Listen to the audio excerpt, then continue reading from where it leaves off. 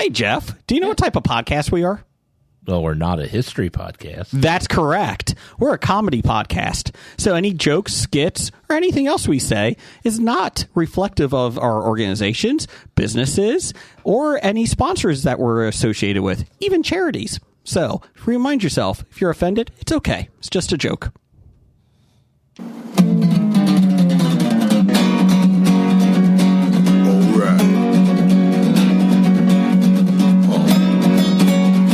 Comic books, movies, growing up with Rokusuki. Superman before Zack Snyder ruined him. Man, that's something. Michael Keaton was the best Batman, while Christian Bale was just deadpan. No one remembers the other ones. Princess Leia in bikinis and Transformer Lamborghinis. Please don't let Shia LaBeouf ever act again. Please, God, no. Remembering tales from the crypt, back when Michael Bay wrote good scripts. He wrote the scripts. All right here is no mystery. It's the history of bad. It's bad. It's the history of bad. So bad. It's the history of bad ideas. It's the history of bad. It's bad. It's the history of bad. So bad. It's the history of bad ideas. Podcast. Welcome to the History of Bad Ideas, episode number 558. I'm Jason. I'm Jeff. Is Brian. And I'm Brian. Hey, Brian's there by Skype. Brian, are you in the foothills of Kentucky this week? Yes, I am deep in the mountains. Oh, how's that treating you? It's glorious. Okay, good. I've already started looking for properties. Ooh, that's going to be a long commute. He just commute for podcasting. That's why they invented Skype. If you want, we can look into other things. You know, maybe Zoom or. There is another one that we could use. That's much better too. So, probably. Yeah, that Brad has. Brad from Old Man Brad. Old Man Brad. Old Man Brad. Oh, I don't have it ready. Oh, that's all right. Come on, old man. Brian, how many dogs you watching right now? I'm Brad. Currently watching. Sorry about that. Hi, Brad. I am currently dog sitting for 3 dogs and 14 cats. Jeezel. That's a lot of cats. That's pretty good. Yes. That's pretty good. Yeah. A fair amount of them are barn or outdoor, like farm cats. So. Gotcha. But still caring for them for the week. Well, I know you're going to be upset because this week, right before we went to air, we got a gift package from Izzy and Steve of all of our magnets and bottle openers for the History of Bad Ideas podcast for our Comic Expo. So, October 18th through the 20th. Well, Sharonville Convention Center, right? That's right. Get your tickets at CincinnatiComicExpo.com and come see us. We'll be in the basement by the panel rooms. We'll be running the panel rooms. And come see us October 18th through the 20th. And you could win a free bottle opener. We'll hand out some magnets. We have a Hobie intern fax machine magnets. History of Bad Ideas bottle openers. We have, number 5 in Switzerland? Number 5 in Switzerland. We are the number 5 pop culture podcast in Switzerland. Ask me about my history podcast. And ask me about my history podcast. So, come on down, say hi to us. We got lots of great guests. Jason Isaacs, Chuck Norris, lots of the voice actors from X-Men 97, the original and the new one, because there's a couple different voices on the new one. Gotcha. Katie Sackhoff, not Christina Ricci. Ming-Na Wen. Kevin Eastman. Yep, Kevin Eastman, which I'm looking forward to his panel. Schedules for the panels. Who? Mina Sorvino. Oh, Mira Sorvino? That's right. I'm going to ask her about Mimic. And, so the panel schedule will be coming out in a couple weeks. I believe you can still put in for fan panels if you would like to host a fan panel. I'm not sure how many is going to be this year because it's limited. It's limited this year because of this. We're at Sharonville for a couple years and then before we go back to the Duke Convention Center. If that ever gets done. in 6 years, 10 years, whatever. Yeah, they are starting to ask for volunteers as well. So if anybody that's listening wants to come hang out and volunteer, we posted it on our Facebook page this week. That's right. So it's a lot of fun. So yeah. Brian, I've got one question here for you. What's that? Can you give me a noun?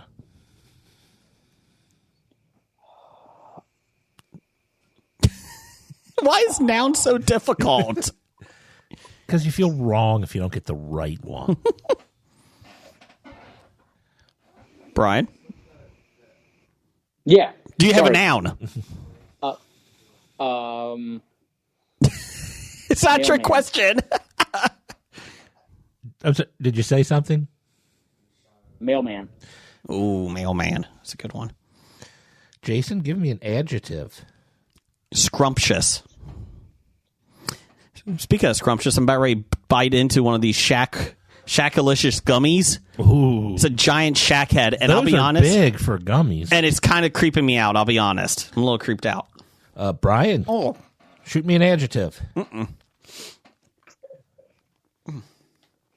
Jason's getting disgusted by Shaq's head. Tastes like feet. Did you say adjective, Jeff? I did, yes. Aggressive. Ooh. These gummies are aggressive.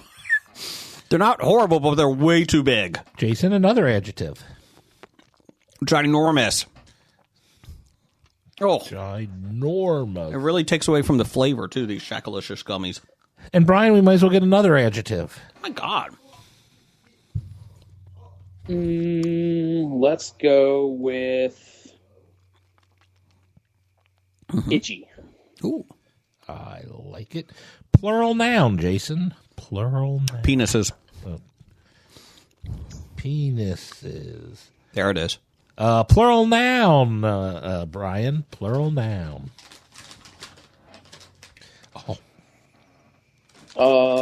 Let's go with Vaginas. Dogs. No, that's not as much fun. Jason, a type of liquid.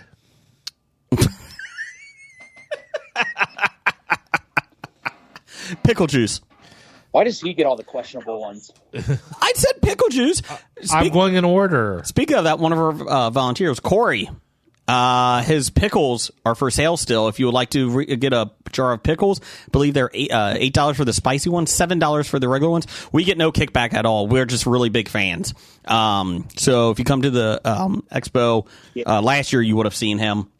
And then, like I said, Brian and I just bought some. If you would like them, reach out to us at Bad Ideas Podcast on Twitter. If you're local, Cincinnati. Yeah, you got to be local or local pickup. Yeah. Unfortunately. Yes. But you come to the Comic Expo, we can have them there for you. Yeah, we will. Brian, I need a number.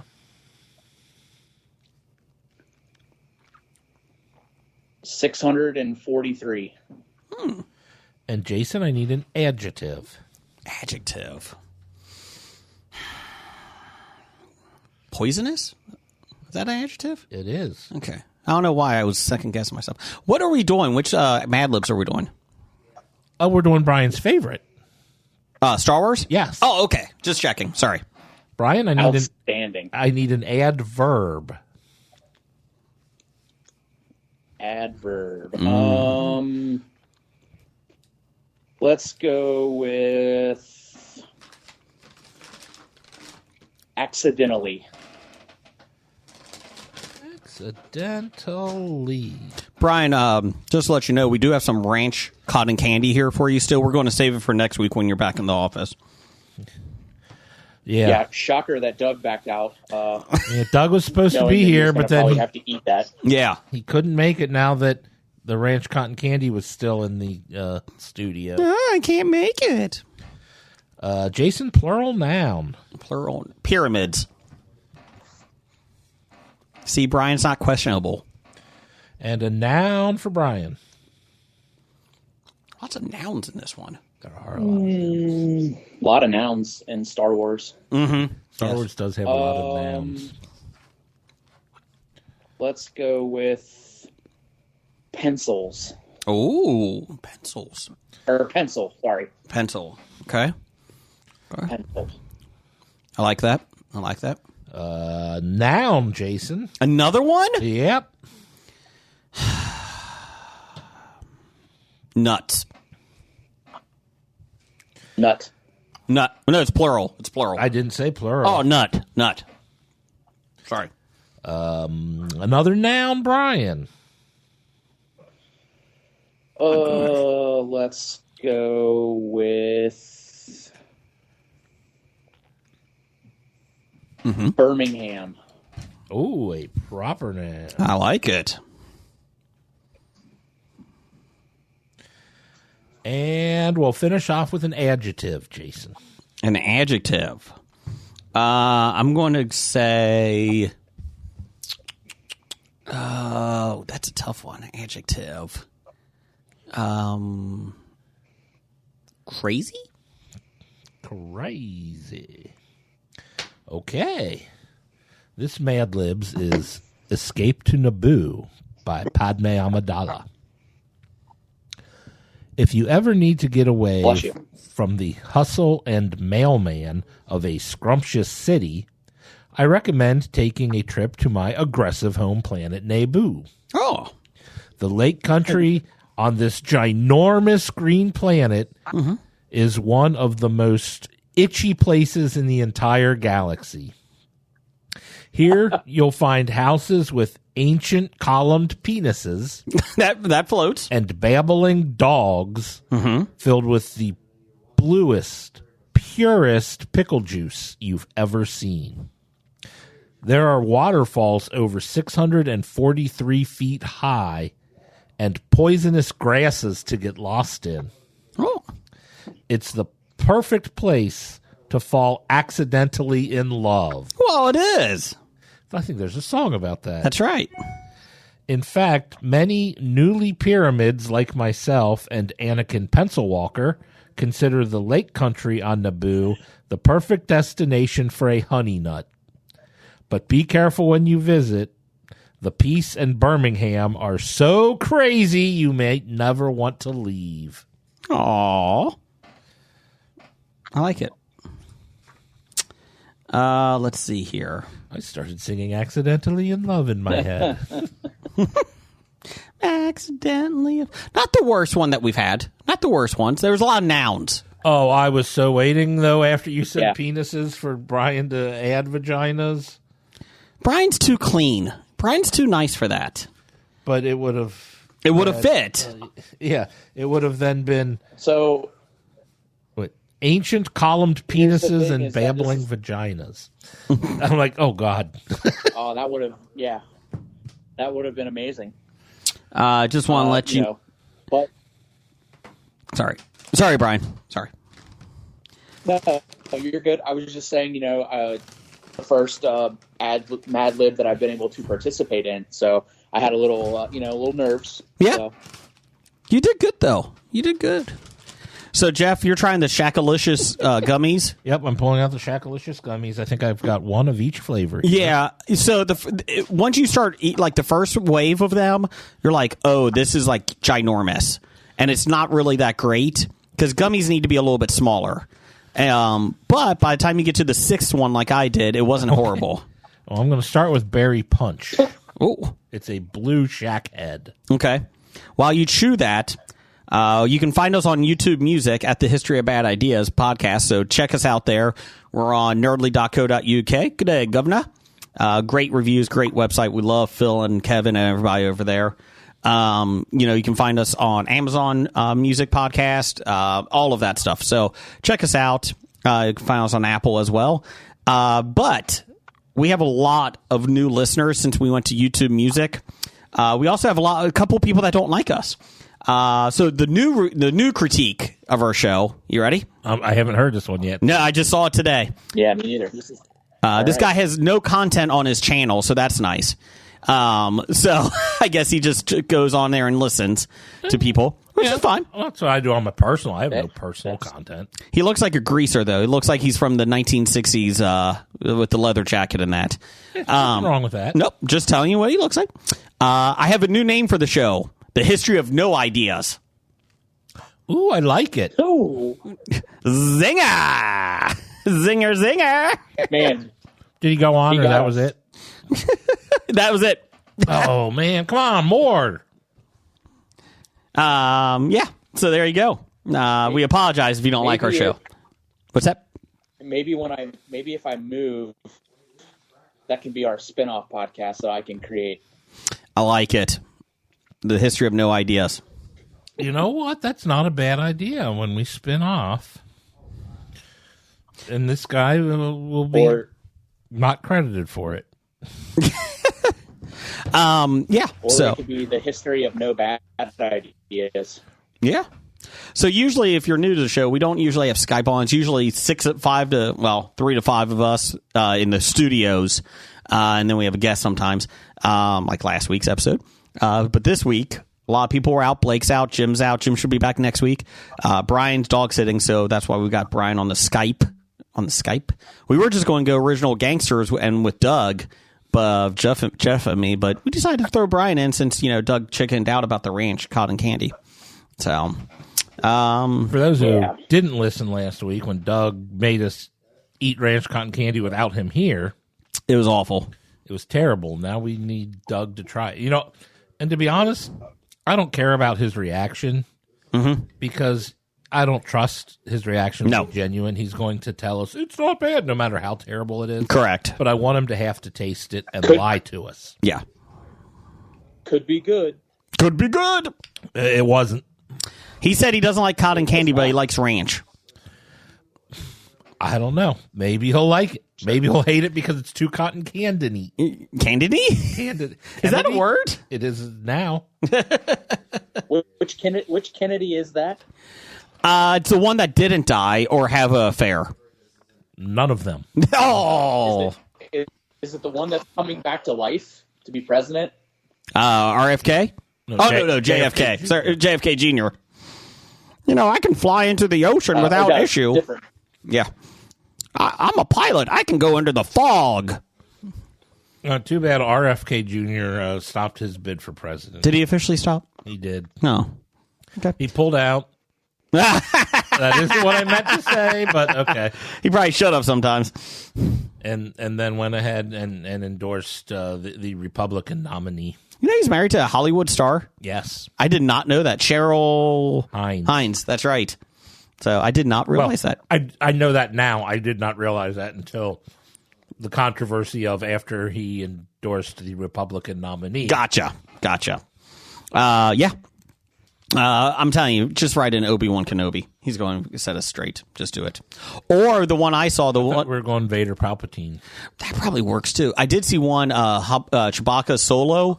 It says, let the Wookiee win. That's their tag. I like that one.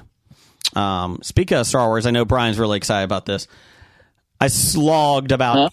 get ready, Brian. I logged 18 hours on Star Wars Outlaws this past week. And let me tell you, it's a brand new game. I paid the $100 to get the early access and get the downloadable content. It's a open world Red Dead Redemption type game of Star Wars. You're a smuggler. Now, Jeff, Brian, get ready because Brian, there's some. I know you're shocked. Some controversy. You're a woman in it. What? You have to be a woman. Had to be a woman. People were mad. No. Canceled. Yep. Cancel it. Well, here's the best part. They're like, why can't we get a choice? Why are you making us be a woman? Well, if you look at the Jedi Survivor that came out 3 years ago or 2 years ago, you had to be a man in it. You had no choice to be a woman. So who the fuck cares?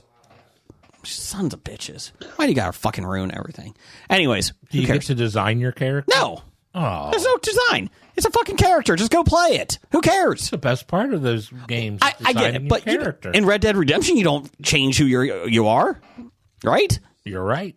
So you can put different clothes on and all jackets and bandoliers and all that stuff. So that's fun. But it's like, who the fuck cares? It's a character. Just go play it. And your choices are the ones that shape the character. It's not like you're preset. Anyways, open world, wonderful game. Did you finish it? No. It's like 40 hours just for the story time and storylines, and then it's like Red Dead. There's so many side quests. There's so much things. The Galactic Empire Stormtroopers. It takes place between Empire Strikes Back and Return of the Jedi. And the Galactic Empire, the Stormtroopers are kind of like the cops. And you're a smuggler, and you get to choose what one of five, actually 4 of the 5, one of the 4 crime syndicates that you want to work for. Now, you can work for all of them, but your choices based on how you work makes the other relationships go up and down. So, like, I hate the Pikes. Fuck the Pikes. They're in the Obi-Wan. They're on Tatooine a lot. Tashar, sorry, not Tatooine. That's the Hutts. Anyways, so fuck them. They're in a couple of the TV shows. When you're saying fuck the Pikes, the only thing I could think of was, damn, I feel like I'm back in college when somene's mad at the other team? Pi Kappa, whatever, fraternity. It's not a fraternity. It's a crime syndicate. If you're a Pike, I'm sorry, but the Pikes were assholes. Well, that's why I'm against them. So, but I can't get into some of their areas because they hate me. So I have to sneak in. But like if I'm with the Crimson Dawn right now and they love me, so I start going into them. But it's really fun because like Jabba the Hutt's in it. He tries to get you to double cross. Like all of them get you to double cross the other ones. You get to go visit Jabba the Hutt? Yeah. And is Han Solo frozen in carbonite? Yes, he there? is. He is. Cool. It's pretty cool. Spoiler alert, Brian. Sorry. No, it's okay. Sorry, it's okay. But it's a lot of fun. I took off Wednesday from work just to play it. Brian's laughing. And then my wife on Labor Day weekend, we actually had no sports things because it was too hot. They canceled it, and then a couple of my kids just had no sports activities. So my wife was painting all weekend and decided to paint the first floor, and she won't let me paint. Oh, I thought you meant like artistic on an easel. No. She just painted the whole first still floor. Life. Started Friday night, didn't finish until Monday morning. Yeah, I've seen you attempt to paint, Jason. That's a smart move on your wife. You know what I did? Brought the PlayStation 5 down to the living room and just played it while she painted. And I watched the kids. Of course, they really don't need much watching now. 2 of the nights they were at 2 of the kids were at somebody's house, a friend's house, for a sleepover. So it really wasn't that difficult. But anyway, so I got to play a lot more that day too, this weekend. Highly recommend it. It takes about 3 to 4 hours to get into it. But once you're in, it's fantastic. You fly around. You get into your ship and just fly up into the space without any loading issues. Like you just fly up there and you can start attacking people, getting cargo. It's awesome. Pew pew, I attack you. Pew pew, I attack you. And it's really fun too because I took a picture on the PlayStation with me right next to Bantas, the big hairy elephants. So highly recommend Star Wars Outlaws if you're a fan of Star Wars. Brian, don't get it. It's telling you now. Oh, I wasn't planning on it. Okay. I'm going for a pumpkin spice Oreo now. We've had these before. Pumpkin spice Oreos, and they're quite delightful. So, Brian, you got any? It is the season. Brian, you got anything you're eating over there today?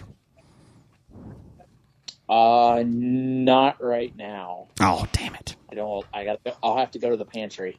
Okay. The thing about these pumpkin spice Oreos, Yeah. is it's not just the pumpkin spice. There's a little bit of pumpkin in there also. Mm-hmm.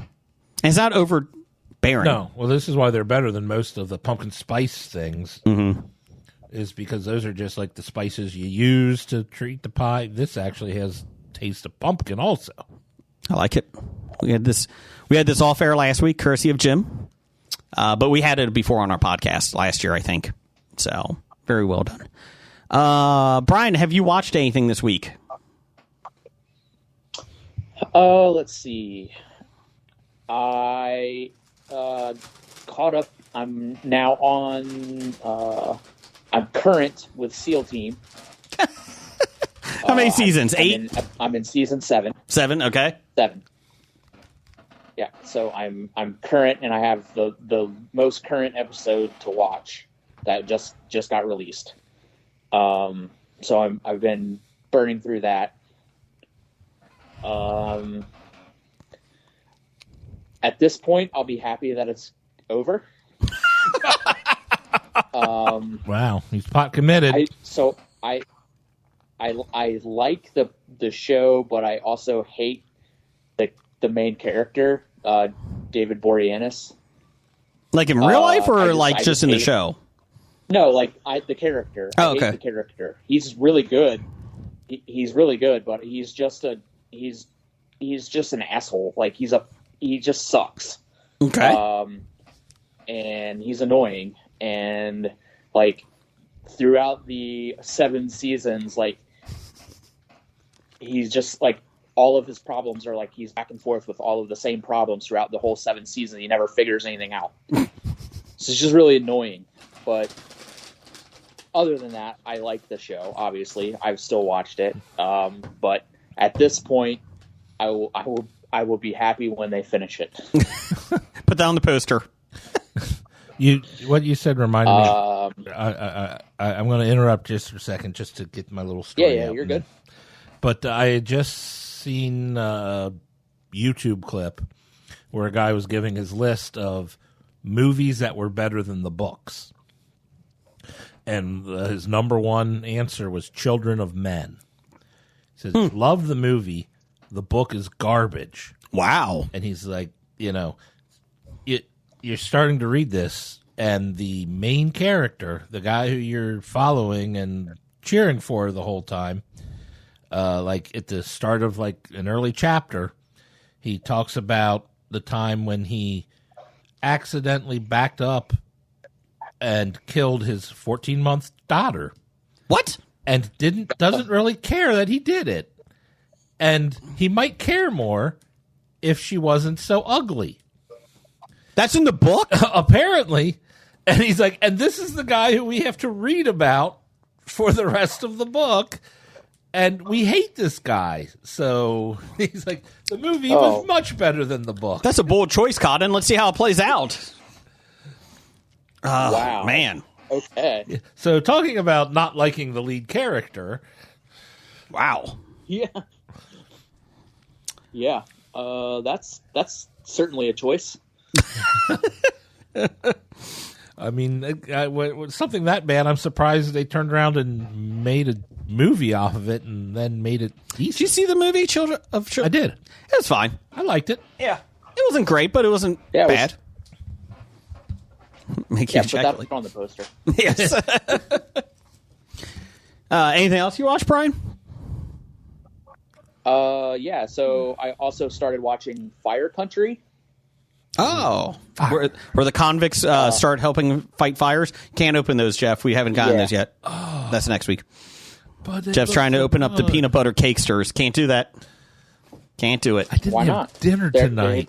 Because Jim brought them and he said we have to wait till he's here next week. So okay. No, they are Jim's, I guess. Yeah, so I started watching Fire Country. Mm-hmm. So that is written, directed, and starring one of the main characters from SEAL Team. I did not know that. So I think he leaves SEAL Team to start this show. Oh. So like, yeah, is it the same character? No. It's just okay. The same actor. Okay. Yeah, but he he leaves SEAL Team, and then I'm like, I think I want to check this out, and I start watching. And I was like, wait a second, he looks familiar. And then I did a little research, and he's writing, producing, and acting in Fire Country. Nice. So it's okay. Mm-hmm. I'm only like 5 episodes in, but it's a little over dramatic, like unbelievable over the top dramatics, but it is a network TV show. That's true. Is there 22 episodes each season? I hope not. That was one thing.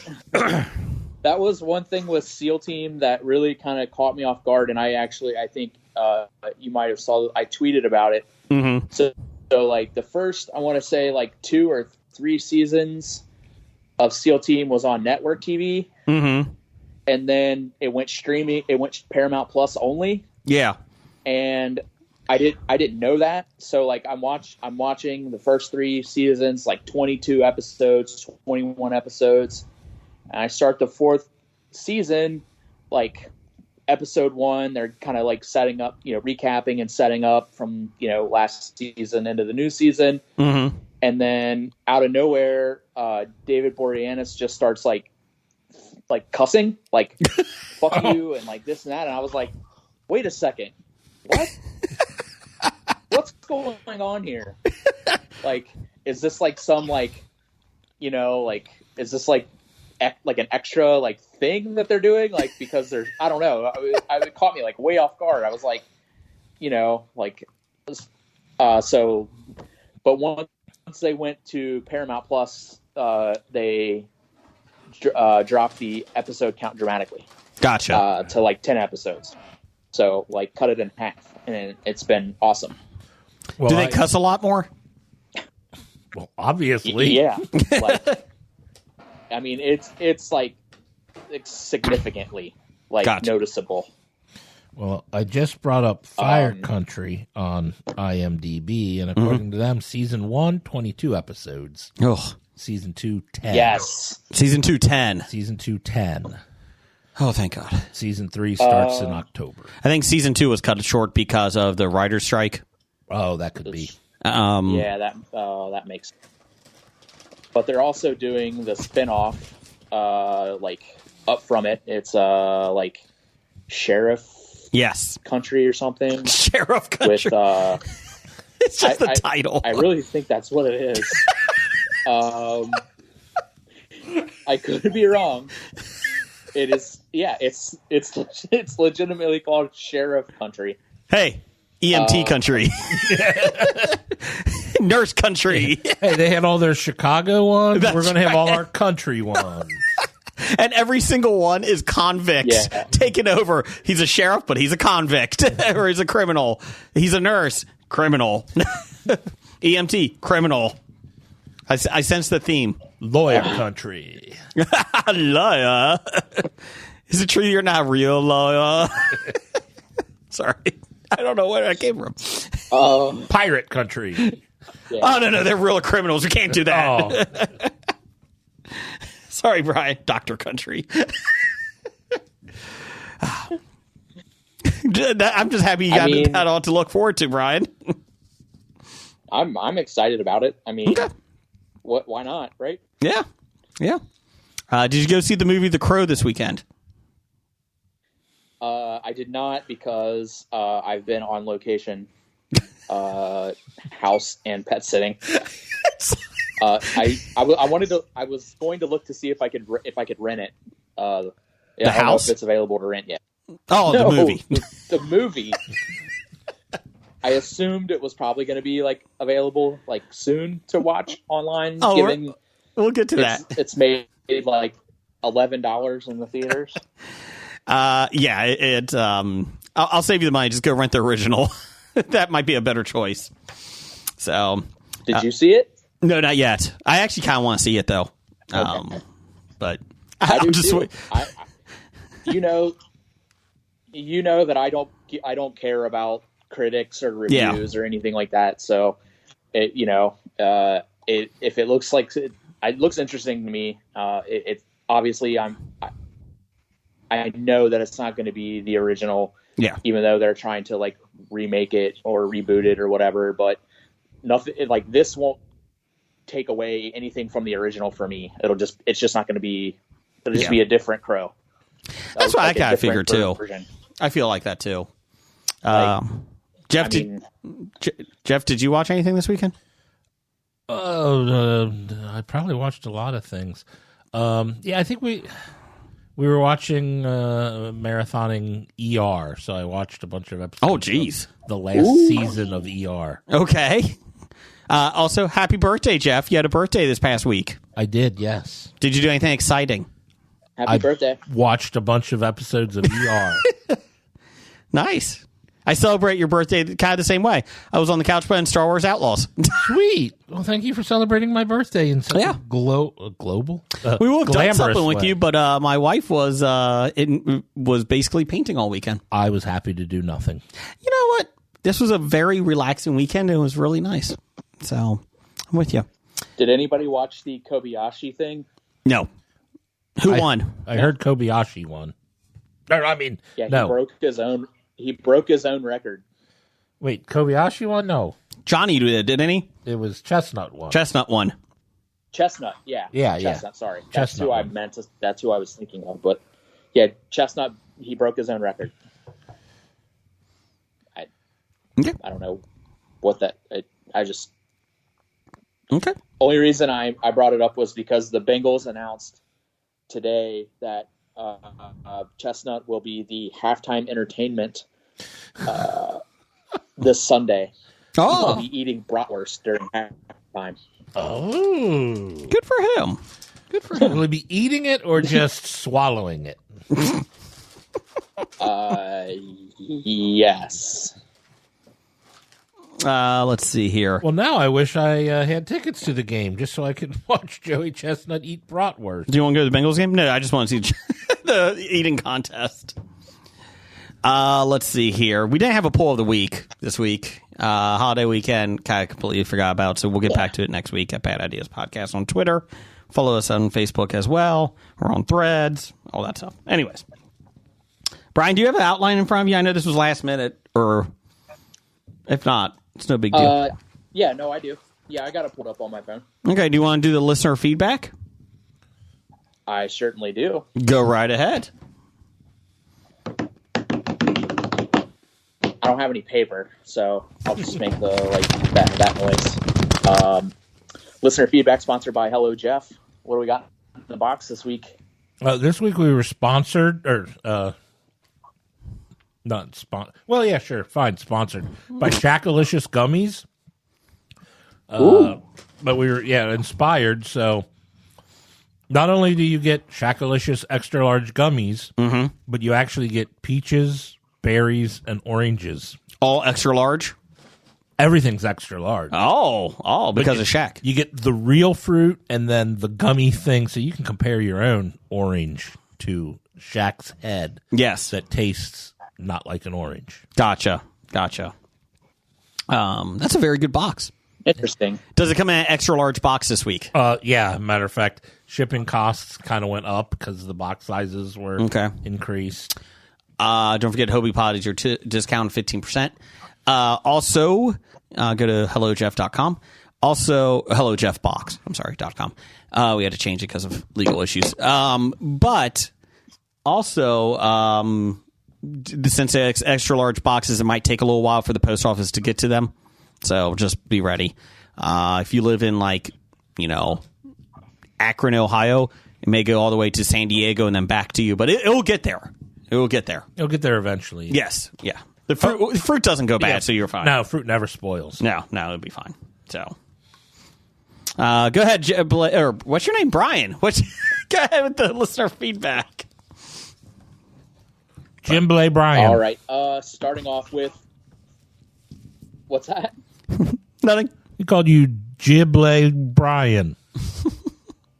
Yeah, that's what I thought I heard, but well, we always start off with the same person every week.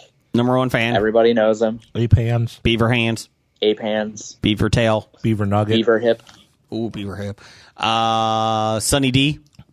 The delivery man. Chili Billy. Jewel of the licking. Screwdriver. The hammer. Oh, that's a good one. The thought provoker. Oh. Dunkaroo Doug.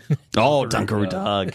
He makes you go, Things that make you go, Ranch concierge. He does. Yeah, he's the person that makes us go bleh. The man that makes us go blah. Sounds like an old 1960s Western spaghetti film. Spaghetti Western, not Western spaghetti. Yeah, that would be a dinner. It would probably be ranch flavored spaghetti. Yes. It's Doug. Yes. Yeah, it's just Doug. Doug says 30 years ago, the Media Play store in Western Hills, Norwood, and Florence opened. How much money did you spend there? Also, do you miss stores like these? So just give everybody a update here. Kind of give you an idea.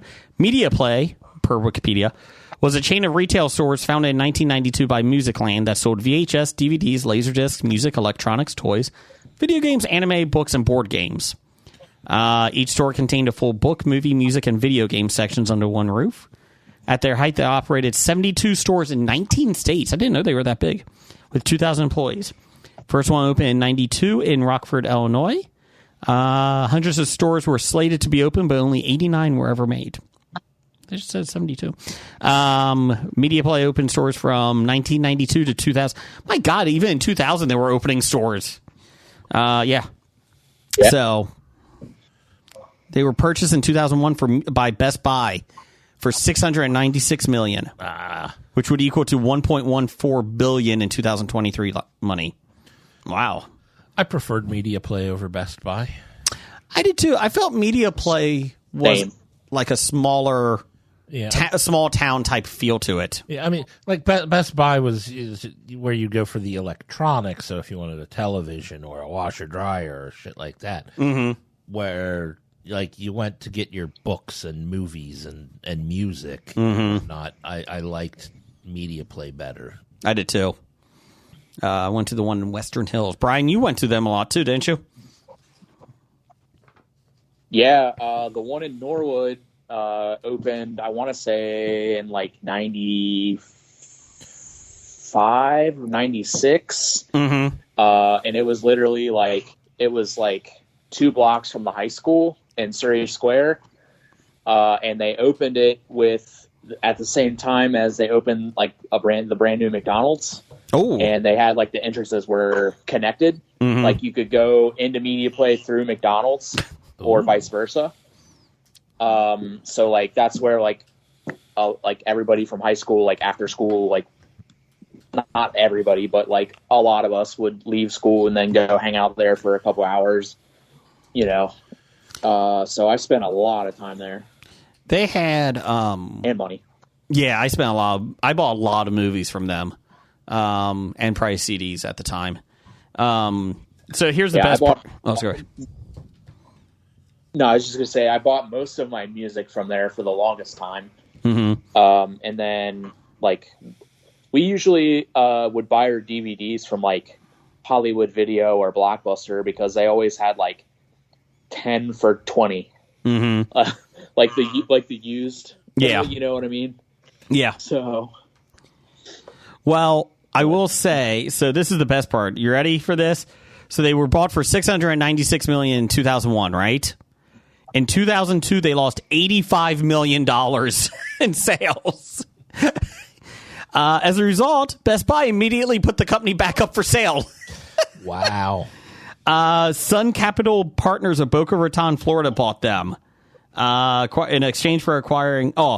So Sun Capital Partners acquired the company in a cash-free transaction in exchange for acquiring Musicland's debt and leases. They attempted to get the company back to basics, but in December 2005, they announced the closure at all stores. So there you go. So they finished closing in 2006. But that is not a good investment. Who was the guy working for Best Buy that was like, hey, I got this investment. Let's buy Media Play. We'll make tons of money on it. Sounds great, Richard. Next 6 months later, we lost $85 million, sir. Richard, you suck. I'm trying to remember. I'm thinking Best Buy had to have done something to change the business model that Media Play was running, because that just seemed overnight after they got it, it stopped. Yeah, because you got to figure, like, you can't say all the media places went out of business. Not Media Play, but like all digital media, or videos, movie places, stores went out of business. They didn't, because Best Buy was still around. Yeah. So, yeah, they must have done something. But, I mean, it was definitely the time when, digital music and whatnot was really coming into its own.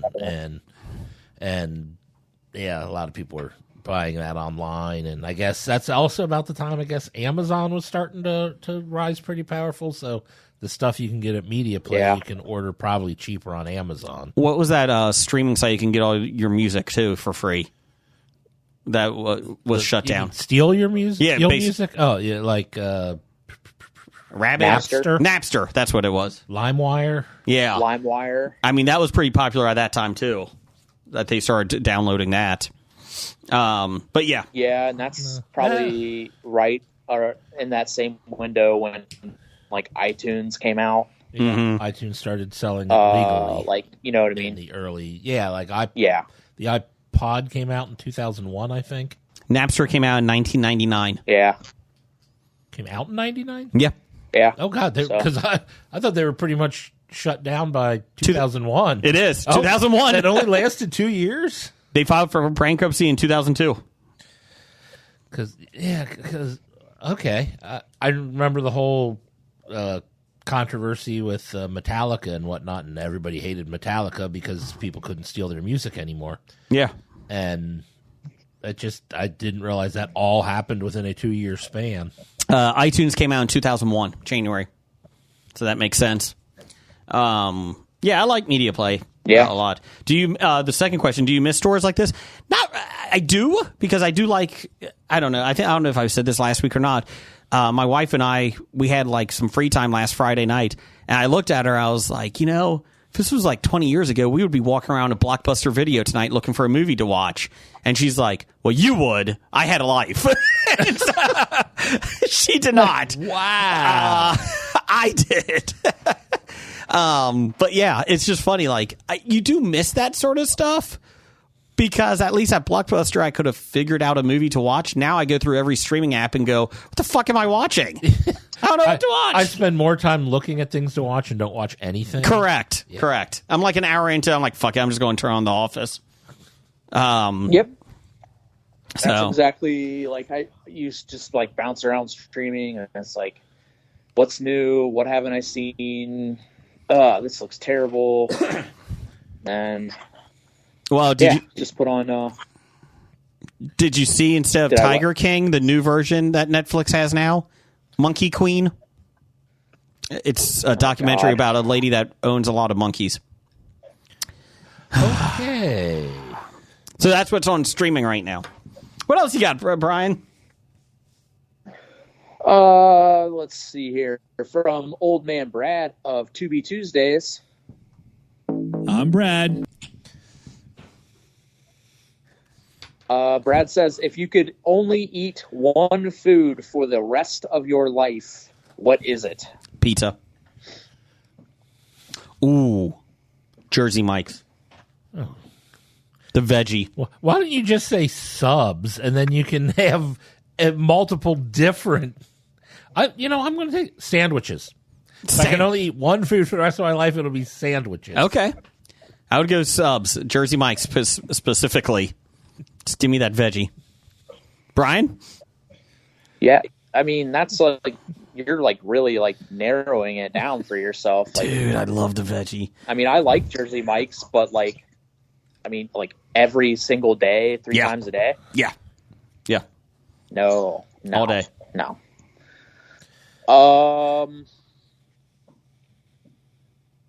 This is... It's tough. It's tough. Shrimp? I will say... no. No. Nope.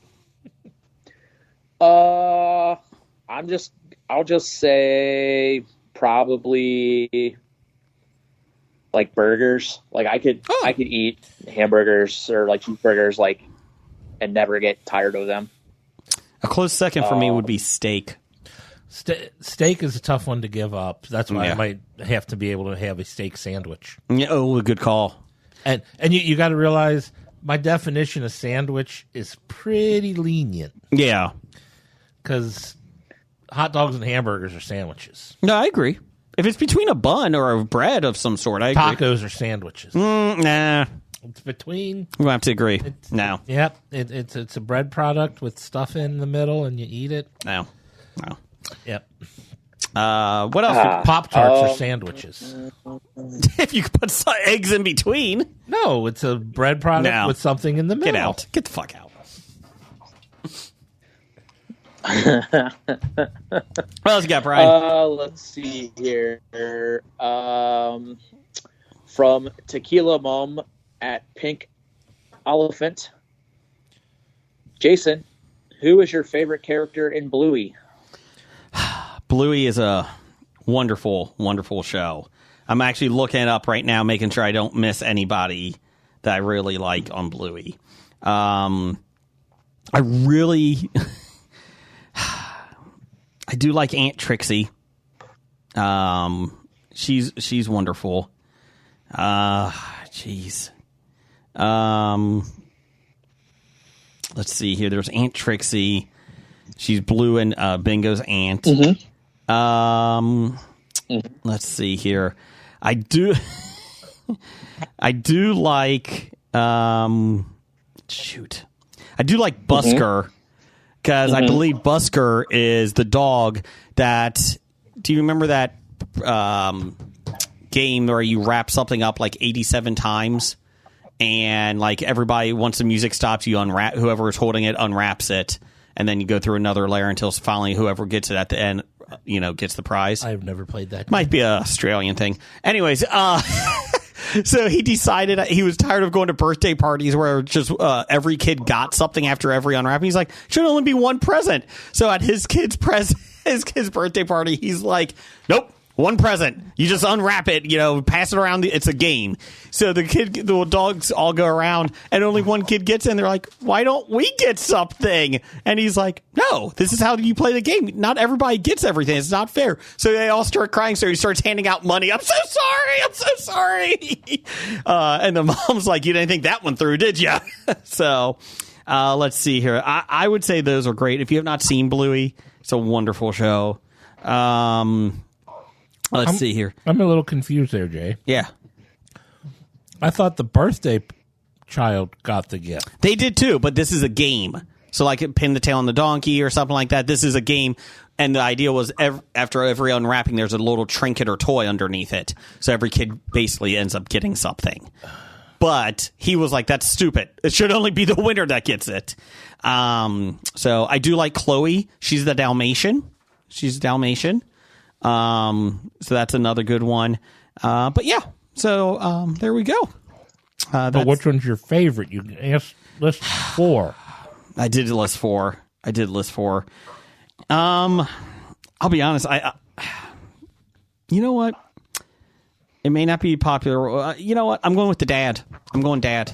Bluey's dad. He keeps it real. What's his name? It's not even one that you said. I know.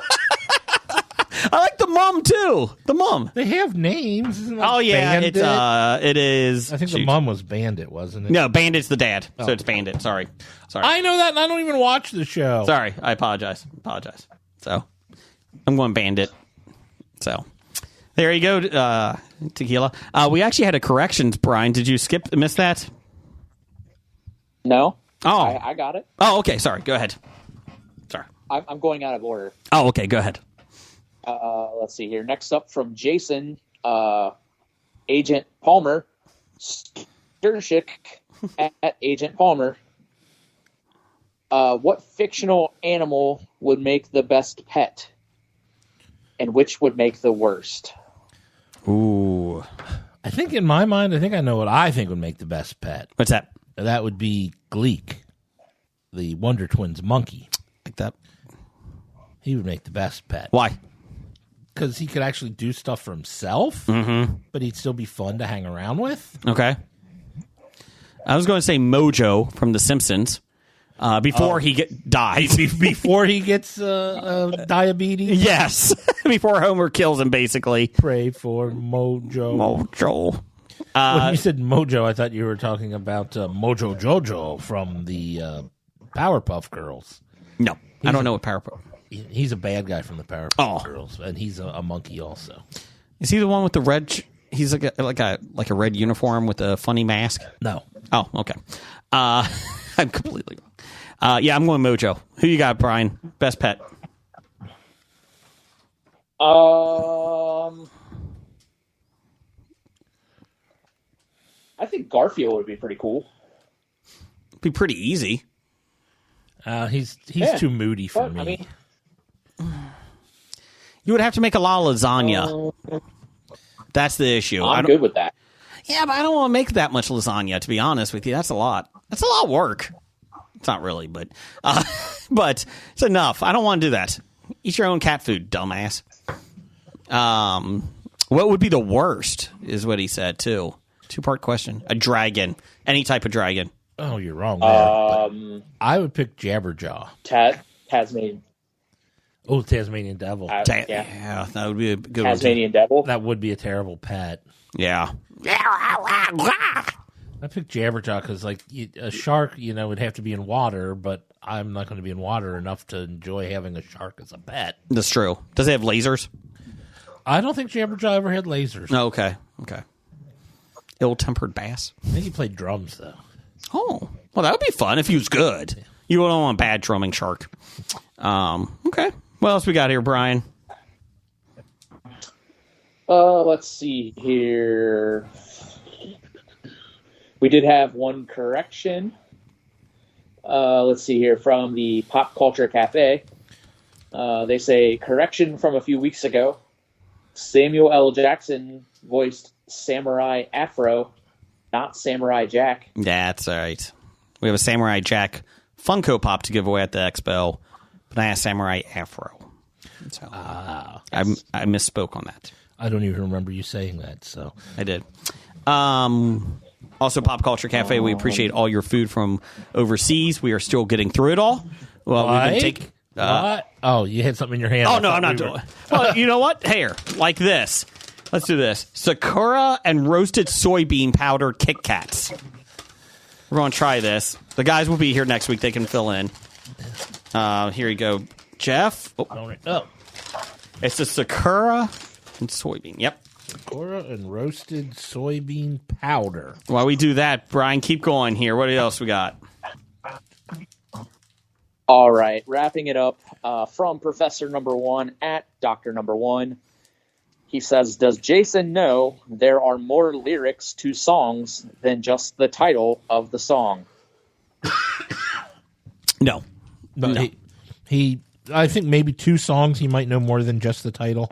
What are those songs? Gummy bears, gummy bears. That's not one of them. Where do they live? I don't know. Where do they come from? Down the road. Nope.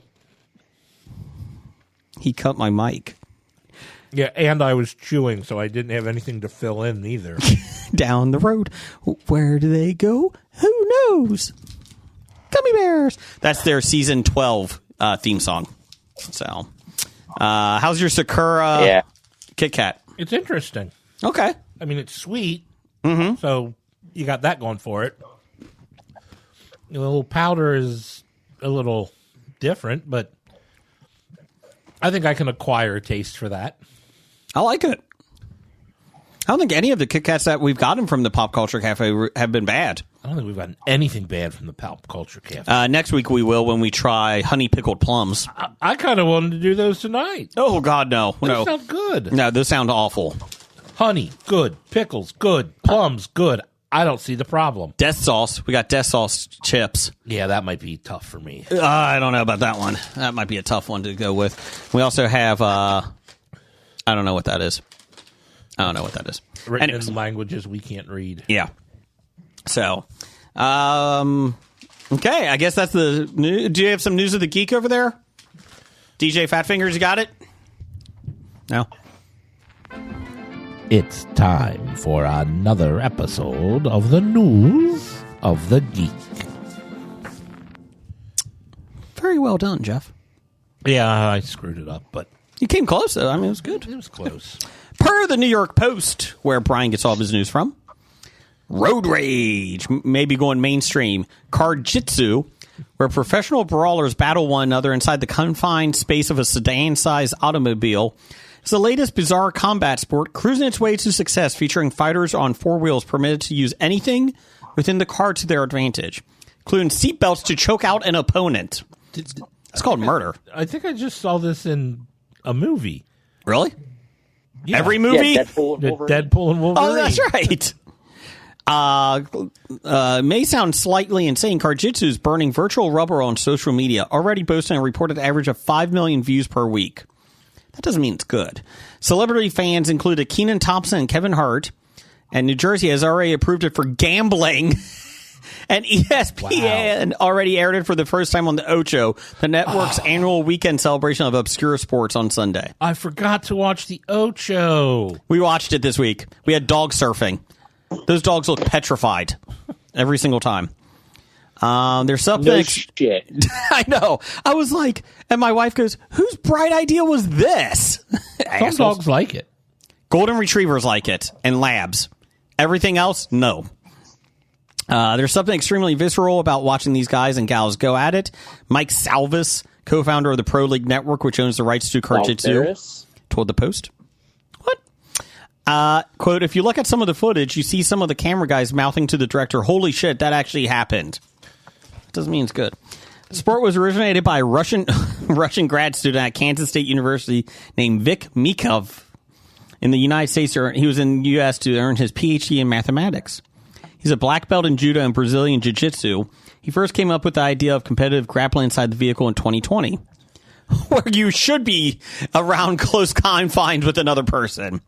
The league, where fighters are smushed into seats. What's that? I said, was he just in the car beating the shit out of himself? I guess. He had a mask on, so it's okay. The league, where fighters smushed into seats and crushed into dashboards, became official 2 years ago. It has 30 regular contenders. Early matches were typically filmed inside a 2005 Toyota Scion.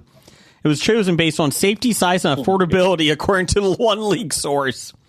And it was inside a warehouse in Branson, Missouri. Oh, boy.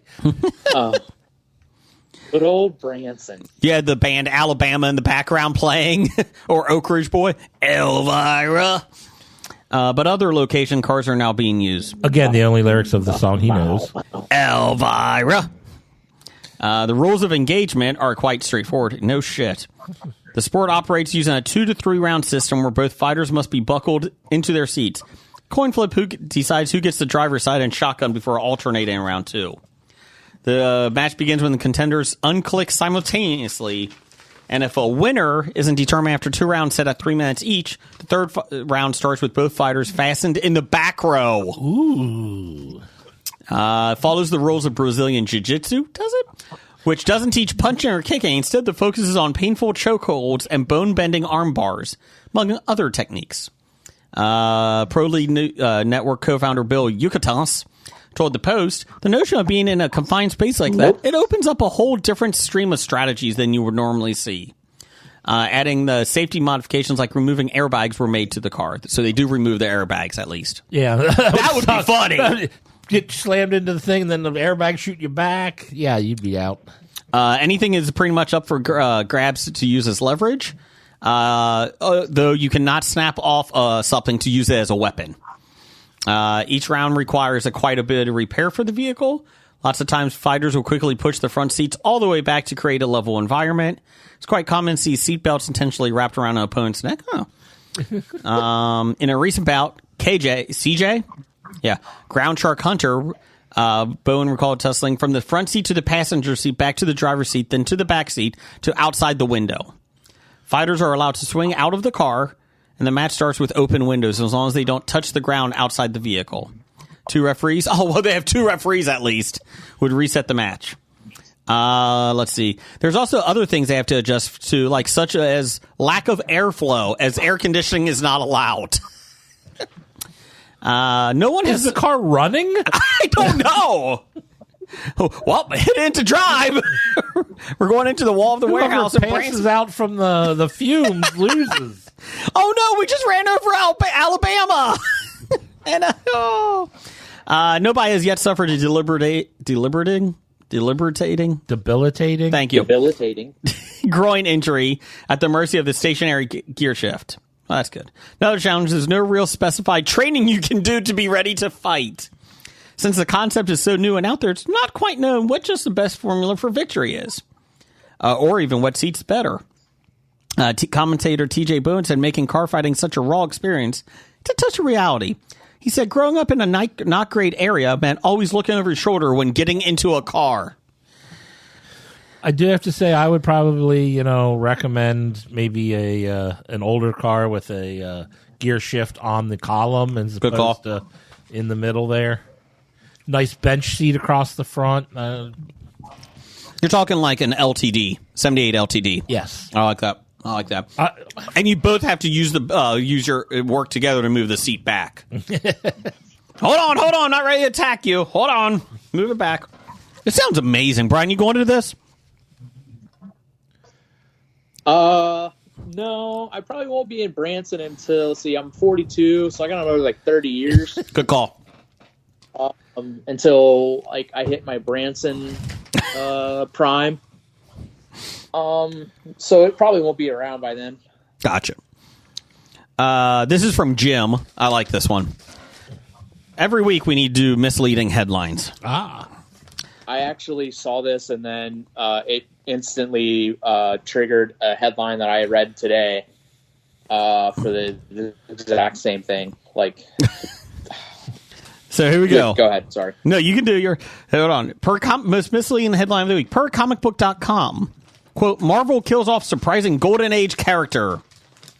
The tapestry of Marvel Comics has included some interesting figures over the year, ranging from world-renowned characters to lesser-known heroes and villains. One particular protagonist, who has not appeared in comics since the Golden Age, just made a triumphant and deadly return in Scarlet Witch #1. The issue introduces a new employee of Wanda's Emporium, Mantor the Magician, who works as an appraiser of occult items at the shop. After transforming a grieving mother's fool's gold into something she can sell, he and the rest of the shop are quickly derailed by the arrival of a horde of supernatural beings outside. Mantor excitedly identifies the creature as an endlings and rushes to fight them, but he's immediately crushed to death by a spike. Mantor previously made a single Marvel Comics appearance in a backup story, not even in the main story, to 1940's Human Torch #2. After saving a woman, Joan Winters, from suicide by drowning, Mantor begins to investigate the supernatural dealings that worsened her mental state. He eventually discovered that the ghost haunting Winters is her deceased father's mansion. The ghost in her deceased father's mansion, were actually two disgruntled employees in disguise. Is this Scooby-Doo? Yep. Well, this is before Scooby-Doo. That's true. This was from the 40s. The sole appearance and the depth of the storyline with his solo story makes Mantor return in Scarlet Witch 1 all that more surprising. That is the fucking worst headline ever. Yeah. Ever. Surprising because it was a character that made one appearance 80-some years ago. 80-something years ago. Years ago. But man, it's shocking. I mean, that shit. Go ahead, Brian. Do you have one today? Yeah. So the headline is the NFL world reacts to horrible Bengals news. Okay. Yep. So I thought, I was like, oh my God, Burrow got hurt at practice, right? Something awful. Jamar Chase is still not at practice. That's the news? That's non-news. That was the article. That was the article that went with the headline. The NFL world is reacting to that horrible news that has been happening for a month now. Seems fine. It's fine. God, I hate it. I immediately was like, I saw the headline and I was like, oh shit! Burrow got hurt, or Hendrickson got hurt. One of the you know what I mean? One of the stars, one of the one of the big name players got hurt, and I was like, shit. And then I clicked on it and I was like, oh, okay. He's okay. It's not horrible news. It's the same news that we've been getting for a month. Yeah. Hey, what that does is make Andrei Yosevich just that much more valuable in all my fantasy leagues. He's going to be a star. Oh, you did draft Yoshi, didn't you? I think I got Yoshi in 3 of my 4 fantasy leagues. Just because he might be a viable target week 1. He might be giant. Real quick. No, he's a Bengal. Oh, sorry. We won't do plot lines this week. We'll do it when all of us are back in the office next week. Yes, studio, whatever it's called. So this is the best part. So this is not on the thing, but we talked about this off air a couple of days ago on our message board. Austin Allred on Twitter, real person, tweeted this. And basically, he was summarizing it. So did everybody hear about the Chase Unlimited Money glitch? Oh. Chase Bank. Yes. So for those that weren't aware, basically, it went viral on TikTok. So basically, people were writing themselves a giant check. Not like a giant, literally, physically a giant check, but a check for, say, $35,000. They would then mobile deposit that check on Chase Bank's app. And then they would go to the ATM, and there was a flaw in the system for the mobile app that would actually automatically put it into your bank account without verifying it or having a 2-day hold or whatever it is. So they go to the ATM, and then they withdraw the check or the cash before the check has even cleared. Basically, it's check fraud, right? That's exactly what it is. It's a crime. Yes. It's not a hack. Not basic. It is. So don't do that. It is fraud. It is a crime. So people didn't know that. Well, they did, but they didn't care. So this got out, I think it was last Saturday. So on TikTok, people were filming themselves running out of the banks with all this money. And it's like, what the fuck are you doing? And so basically, Chase Bank, 2 days later, on Monday, realized what happened and said, you owe us that money back. Yeah. And with interest...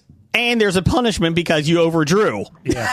Penalty for over withdrawing. You still have to pay the money back. We will alert the authorities and prosecute. So the one guy got a receipt from, or a bill from Chase Bank that he owed $31,000. And he's like, I don't have that much money. He's like, what am I going to do? My life's ruined. It's like, and people were commenting like, this isn't Grand Theft Auto. Like, you can't just get money. You don't just hit the reset button. No. So people are going nuts that they're losing all this money now. I mean, now granted, Chase probably should not have had that happen. I mean, it is a conspiracy theory for a bigger thing, they said. That's what people are saying online. Because I knew in the 90s, I know people who would like deposit stuff at the ATM with nothing in the envelope and then withdraw it right away. Oh, damn. I take it that's not allowed anymore. No. I mean, when you're depositing it, it shouldn't go right into Correct. With availability of withdrawal. Yeah, so that's the best part. Brian, you got something on in the background there? Hello? No. Oh, okay. Hello? Hello. There you go. It sounded like TV or something. But anyways. No. Oh. So, yeah. So people are now upset by that they have to pay this money back and they already spent it. So, don't do that. Best part is, if you use your bank card, they have your information. Like, they know who you are. If you opened an account with them, they know who you are. They have your Social Security. They have your address. They have your name. They have everything. Don't do that. Now, if you happen to open up an account with them under false name and address and Social Security, they might not have that. But then you got other issues. So that's another felony there. Oh, yeah. Multiple felonies. So at the end of the day, what are we doing here, people? Yeah, it's not a life hack if it's a felony, is it? No. It's a felony hack. It's more like it. But I love this isn't Grand Theft Auto. You can't do that. Jeff, you got some box office news and world reports over there? Or domestic reports? It's time for Box Office Bombs. Bombs. The Crow made $1.8 million, a total of $8.6 million domestic, and at least we get $13.2 million worldwide on a $50 million budget. According to 411mania.com, the less said, the better. I don't think it's going to make its money. I don't think so either. Wait till it goes streaming. It wasn't even in the top 10 this week. It fell. Yeah. And we're only reading the top 5. Yes. Which number 1 was Deadpool and Wolverine, still at number 1, made another $15.1 million, a total of $604 on a $200 million budget. Number 16th highest grossing film Of all time. They said if it gets to 624, it would be 13. It would pass the Avengers. Ooh. Domestically. Yeah, and for inflation. Yeah. Not regulated for inflation. Number 2, Alien Romulus, made another $9.3 million, a total of $91 million, on a budget of $90 million. It's budget back. It's made $280, I think, overseas total. So, nice. Go Alien. An Alien sequel people don't hate. Sure. It Ends With Us made $7.4 million, a total of $136 million on a $25 million budget. That made its money back. That good. Huge. Beautiful, beautiful box office for It Ends With Us. 5 times. Yeah. Reagan made $7.4 million, a total of $9.2 million in its opening weekend on a $25 million budget. Sitting pretty at 8% on Rotten Tomatoes. Oh, that low? Yeah. But it's got an A- on Cinema Scores. The audience really loves it. Oh, okay. If you like it, good for you. It's because of Kevin Sorbo. That's right. And did you know that there's an after credits scene? With Kevin Sorbo? I don't know. Oh. They people online were like, "Oh my God, there's actually an after credits scene in Reagan," and people are like, "You know what that means? Sequel. The presidents are getting together to form the Sequel. Avengers." Reagan, Nixon, Carter, Bush. The ex-president. They're going to start robbing banks That's right. and need Johnny Utah to stop them. Who can get to it? Get it, Keanu. I just like that. What the hell? We're doing an after credit? Good for you. And rounding out the top 5, Twisters made $7.2 million, a total of $259.6 million on a $155 million budget. It's pretty good since it's on street. You can rent it now at home. 7.2 million still in. Well, everyone says you got to see that one in the theater. Yeah. Which makes sense for the type it is. Yeah. What we got upcoming, Brian, for September 6th? Let's see. Upcoming, we have The Cowboy and the Queen. This is a documentary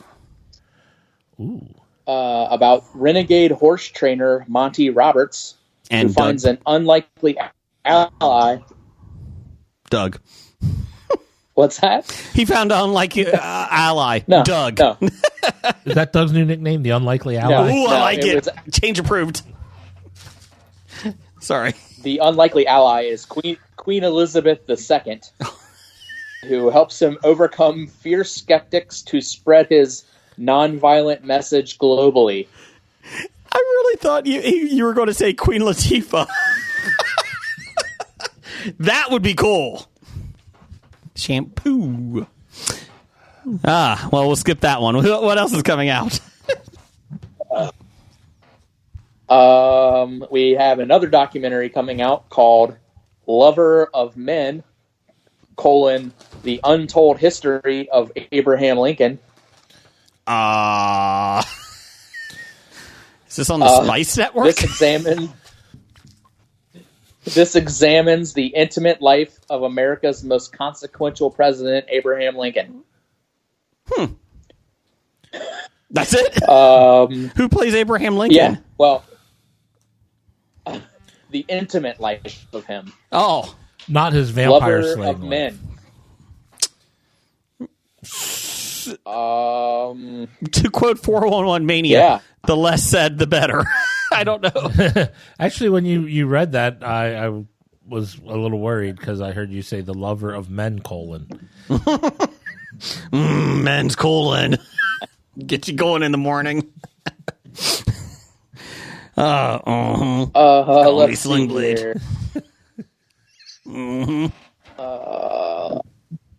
Also, we have coming out The Thicket. A boy from West Texas, after his sister is kidnapped by a violent killer known only as Cutthroat Bill, enlists a fierce bounty hunter named Reginald Jones, who becomes the leader of the group of outcasts searching for the stolen girl. This sounds like a English class assignment, like in 7th grade. Somebody wrote. Let's write him. Let's make him Cutthroat Bill. Well, who's the good guy? Reginald. We made a movie out of my 7th grade short story. Sounds wonderful. This movie stars Juliette Lewis. I heard of her. Peter Dinklage. I know him. The Dinkles. And a bunch of other people that I've never heard of. Okay. Written by Billy Kip. Let's see. From 7th grade. What else we got? Who? What? Nope, nothing. Go ahead. No, it's written by Chris Kelly. Oh. Let's see. The also astronaut? coming out, we have The Front. The football coach? That's Chip Kelly. I can look. Hang on. I don't think that. It's not the astronaut. Chris Kelly. Chris Kelly. Out of the two Kelly guys, I don't think either of them are Chris. Isn't he a senator? No, he was not an astronaut. I think he's talking about Mark Kelly. Or his brother. Chip. Or Chris. Yeah. What else we got? Also coming out, we have The Front Room. In the front room. I think you're trying to This tells the story. White Room? Yes. Go ahead, Brian. Yeah. No, you're good. The Front Room tells the story of a newly pregnant couple who are forced to take in an ailing, estranged stepmother. Nope. This stars Brandy, the singer. Take a drink. We got a Brandy sighting. Good for her. Anyone else? Okay. And then the last but not least, most importantly, we have Beetlejuice. Ugh. The Beetlejuice sequel. I wonder what the third one will be called. Juice. The juice is loose. I mean, you can't say his name 3 times, right? Beetlejuice. I do like the progressive commercials when he's like, well, what's the rules of this? If I say it once and the narrator says it twice, does that count? I think the same person has to say, I don't know. Although Beetlejuice was the impetus of one of the cleverest jokes in the history of television. What's that? In one of my favorite shows, Community. Oh, God. Throughout, yes. Like the first 2 seasons, I guess, like the name Beetlejuice was said. And then when they realized when they were writing another Beetlejuice joke, they realized it was the 3rd time they were saying Beetlejuice. So right after the person said it in the background, someone dressed as Beetlejuice walks by. Also, just to let you know, Beetlejuice is expected 105 to 110 million opening. Wow, that's a lot. Yeah. So. I'm excited. I'm excited to go see it. Okay. They got everybody back too. Well, not everyone. Everybody who's alive. Except Alec Baldwin. Yeah, everybody who's. Yeah, except for Alec Baldwin. Acquitted, Alec Baldwin. Or case thrown out, I should say. Alec Baldwin. I didn't think he was acquitted. No, it was case thrown out. But was a new one brought up? Here's an issue. If you're a prosecutor, make sure you put all the, dot your I's and cross your T's. Put all the evidence into so the defense can see it. Okay. Oh yeah. Okay. Yeah. Jeff, do we have some top 5 music for once?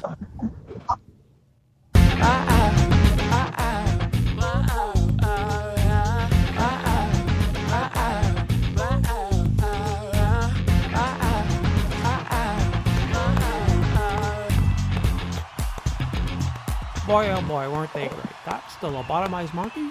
And now, the top 5. Top 5 this week is favorite TV/movie cars from our childhood, which is a lot easier said than what I wrote when we were growing up. You got somebody on your phone there, Brian? No. Oh, okay. Yeah, we are picking up something here. So. Yeah, I don't know what it is, but something. Let's see here. Top 5 this week. There you go. Jeff, what's your number 5? My number 5, I'm going to go with Brett Matthews. What's that? A.K.A. Turbo Teen. Oh. It was the cartoon where the guy fused with his car and he could turn into his car. So it was a cool car and a cool ability to turn into a car. My number 5? The Simpsons. Not the Homer. The Canyonero. That's too big for the road. Canyonero. Canyonero. Not allowed in these states. Boom, boom, boom, boom, boom, boom. It's just so ginormous that it's not even allowed on the road. So, add something. Maybe I'll just throw it down as an honorable mention. Brian, what do you got? Let's see. Number 5 for me, I'm going to go with the station wagon from National Lampoon's Vacation. Good call. Oh, the family truckster? Yep. The family truckster, yep. It's going to be yours one day, Russ. What's your number 4? That's a good one. Number 4 for me, I will go with the DeLorean. Oh, yeah, from Back to the Future. Oh, I didn't know who's specifically picking the time-traveling DeLorean or just... Just a DeLorean. Just a DeLorean. Do you want the Back to the Future one, the time-traveling one, Brian? Yes. Okay. Any of the DeLoreans, I like I just, it doesn't matter. You just want the doors to go up when you open them. Going yes. doors. Number 4 for me is Ecto 1 from Ghostbusters. Especially now in the newer ones when the door slides out and they can shoot from the side. They made it much cooler. They did. They did. Number 4 for you, Jeff? Number 4 for me, I'm going to go with Sunstreaker. What's that? That is one of the Transformers. One of the original Transformers. He was one of the Lamborghini brothers ones. He was the yellow one. Okay. Which makes sense. Sun. Number 3? Number 3 for me, I'm going with the Mean Machine. Oh. That was Dirk Dastardly's car, Dirk Dastardly and Muttley's car in the Wacky Races. Yep.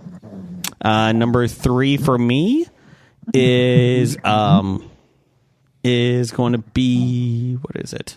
Sorry. Oh, there it is. Planes, Trains, and Automobiles is Chrysler Town and Country. That is put together. That barely runs at the end, but she's not much to look at. But she'll get you where you need to go. Does the speedometer work? No, but the radio does. Damnedest thing. So there you go, Brian. What do you got? Brian, number 3. Let's see here. Number 3 for me. Yeah, number 3 for me. Can you hear me? Yep, we got you. Go ahead. Okay. Yeah. I am going to go with the Mystery Machine. Oh, I forgot about that. It's a good one. Scooby-Doo Mystery Machine. Okay, I like that. I think there were a lot of sandwiches eaten in that Mystery Machine. Your choice, food. What's your number 2? Number 2 for me, I will go with the Bluesmobile. Oh, Blue Brothers. Okay, Blues Brothers. Okay, good choice. it's durable. It is durable. So, It is. my number 2. This is quite possibly one of my. For some reason, I just love this. It makes me laugh every time I see it. It's the Mutt Cuts van from Dumb and Dumber. When it's going over the hill, it makes me laugh every time. I love the van. So yeah, Dumb and Dumber. Well, yep, that's a good one. I'll give you that. That's good. My number 2, I'm going to go with the Light Cycle from Tron. Horrible film. Great vehicle. Yeah, the vehicle's great. Yeah. I don't think the film is horrible. It's not good. It served its purpose. Sure. What's your number on one? the poster. It served its It purpose. served its purpose. What's your number one? My number one is the land speeder that Luke Skywalker drove. I didn't even think of that. It's a good one. See, Brian, in Star Wars, when they're on the desert planet of Tatooine, he's got his, he's the 19-year-old kid or 18-year-old kid, however old he's supposed to be. He's got his car. It runs. It's like a hovercraft. It runs on air that it floats across the desert. No wheels. Because he was a moisture farmer. Yes, they farmed moisture. My number An one. oyster farmer? Yeah, because it's a desert, so how do you survive? You need water, so you harvest the moisture into water. Learned that out on Star Wars Outlaws, too. What's that? I thought you said oyster. Oh, Oyster farmer could be good, too, just not in a desert. yeah, it would be terrible. That's why I was very confused about the desert and the oysters. My number one, this is George Barris. This is not a surprise to anyone. 1966, Adam West, Batmobile. The Batmobile. So, favorite car of all time. Love it. We have a replica in the studio over there behind the case. In glass. Yes, it's beautiful. So, yeah. Number one for you, Brian? Number one for me, I am going to go with the Ferrari from Ferris Bueller. Oh, yeah. You know, if you just run it backwards, the miles go off. Yeah, that doesn't happen. That doesn't work. Yeah. You sure? Found out the hard way. Oh. You tried it? No, they did. Oh. Did you watch the movie? I did. Let's see here. We did have a lot of listener feedbacks here. Jacoba at Tweets by Jacoba. What do you got? You got Facebook? I'll pull up Facebook. Okay. He has the DeLorean, the Mystery Machine, Eleanor from Gone in 60 Seconds. Very good. Ecto 1 and... Yeah. The General Lee from Dukes of Hazzard. Honorable mention, Herbie the Love Bug and Flying Car from Chitty Chitty Bang Bang. Randall Holt at RJ Holt 666. He's not evil. He's just handled that way. That's right. Batmobile. My brother. That's right. Batmobile, Batman TV. Good job. DeLorean from Back to the Future. This is a good one. Magnum's Ferrari from Magnum PI. That's where I thought Brian was going when he started the Ferrari. But Ecto 1 from Ghostbusters. And Kit from Knight Rider. Nobody had Kit. Honorable mention, General Lee from Dukes. Catwoman's cat car from Batman TV series. That's a good one. And the pickup truck from The Fall Guy. Let's see here. And I think that was it from just my side, but we had a lot on Facebook. yeah, we got Jason responded I guess, should I start at 5 and go to 1 or 1 and go to 5? Yeah, go to 5. Number 5, the VW Bug convertible in Midnight Madness. Number 4, the VW bus in Fast Times at Ridgemont High. Number 3, the VW Vanagon in Jimmy the Kid. Number 2, the VW Bug in Herbie. And number 1, the VW bus in Back to the Future. Not the DeLorean, the bus. The bus. So if you would like to buy a Volkswagen, come on down and see Jason at the Volkswagen dealership. The Gimp has at number 5, the Mutz Cuts van. Oh, there you go. Number 4, the Mystery Machine. Number 3, the Deathmobile. Oh, I forgot about the Deathmobile. What's that from? Animal House. Oh, that's right. Okay. Good one. Number 2, Eleanor. Gone in 60 seconds. And number 1, the General Lee. Okay. Steve Smith. He's got number 5, Miami Vice Testarossa. Number 4, Bandits Trans Am, Smokey and the Bandit. Yep. Number 3, the Fall Guy truck, the GMC. Number 2, Kit from Knight Rider. Number 1, the General Lee. He had an honorable mention. He said the Lamborghini Countach from Cannonball Run, but he couldn't take anything else off. It's a good one. Brian Auer.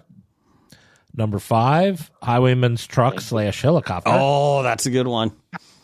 Number 4, BJ McKay's Semi. Because I'm BJ McKay, and this is my best friend, Bear. Number 3, the General Lee. Number 2, Kit. And number 1, Robin 1, the Ferrari from Magnum PI. Yep. Jim sent in his list. He's got number 5, Raven. Number 4, shark. Number 3, rhino. Number 2, stiletto. And number 1, he hobied it. He tied Thunderhawk and Gator. What is that? G.I. Joe's? It's from Mask. Oh, man. Mask sucks. I'm Brad. We'll be very disappointed with you. He will be. Joe Keating. Number 5, the Adam West Batmobile. Number 4, Kit. Number 3, Street Hawk motorcycle. Number 2, Smokey and the Bandit Trans Am. That's a lot more popular than I thought. And number 1, the General Lee. And finish it up with Nick Mayer here, Jeff. Number 5, he hobied the 1967 Plymouth Belvedere from Tommy Boy. That's a good one. 1987 Chevy Caprice police car from Black Sheep. Do you know how fast you were going? You're going 8. 7 miles an hour. Number 4, the Aston Martin Vanquish in Die Another Day. That's the one that went invisible. Mm-hmm. Number 3, the Porsche 911 Turbo in Bad Boys. Number 2, the Lamborghini Countach from the opening scenes of Cannonball Run. And number 1, General Lee from the Dukes of Hazzard. There you go. With some honorable mentions of the Firebird from Smokey and the Bandit and Eleanor from Gone in 60 Seconds. Gone in 60 Seconds is such a good campy film. I love Gone in 60 Seconds. It's a good, fun, relaxing film to watch. It is a Nicolas Cage movie I don't hate. Yeah. And there are very few of them.